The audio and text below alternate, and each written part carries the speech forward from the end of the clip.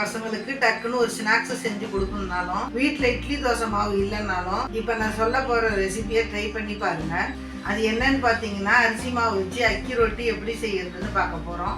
ரொம்ப ஈஸியாக செஞ்சிடலாம். வாங்க வீடியோக்குள்ளே போகலாம். அக்கி ரொட்டி பண்ணுறதுக்கு இந்த கப்பு அளவுக்கு ஒரு கப்பு அரிசி மாவு எடுத்துக்கிறேன். நான் எடுத்துருக்கிற மாவு வந்து கடையில் வாங்கின பச்சரிசி மாவு தான்.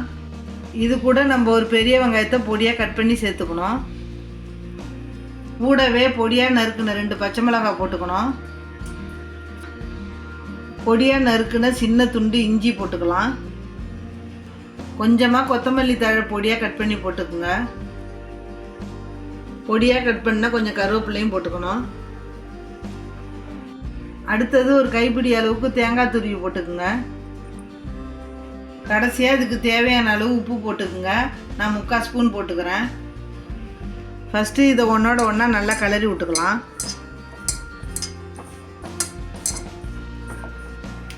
கிளறி விட்டுட்டு கொஞ்சம் கொஞ்சமாக தண்ணி ஊற்றி அடமாவு பதத்துக்கு பிசைஞ்சிக்கணும். இதுக்கு நீங்கள் நார்மல் வாட்டர் ஊற்றி பிசைஞ்சாலே போதும். சுடு தண்ணி ஊற்றணுன்னு அவசியம் இல்லை.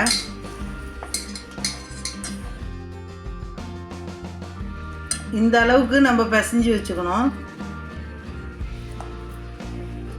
அடுத்தது அடுப்பில் ஒரு தோசைக்கல் போட்டு கொஞ்சம் எண்ணெய் ஊற்றிக்கலாம்.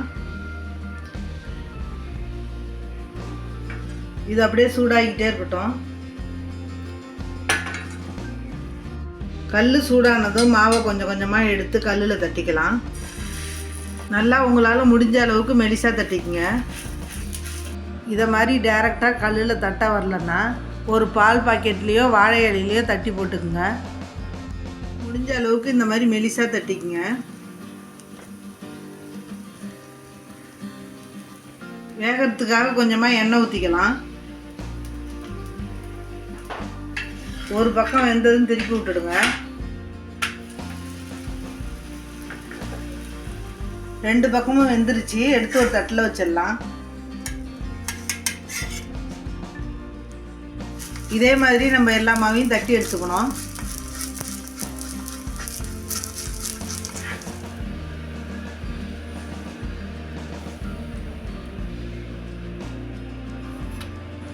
அவ்வளோதான், ரொம்ப சிம்பிளாக அக்கி ரொட்டி ரெடி ஆகிடுச்சு. இதை நீங்கள் சும்மா அப்படியே சாப்பிட்லாம். தேவைப்பட்ட சட்னி சாம்பாரோடு வச்சு சாப்பிட்டிங்கன்னா இன்னும் நல்லாயிருக்கும். இதை நீங்களும் ட்ரை பண்ணி பாருங்கள். எங்கள் சேனலை சப்ஸ்கிரைப் பண்ணாதவங்க மறக்காமல் சப்ஸ்கிரைப் பண்ணிக்கங்க. நன்றி, வணக்கம்.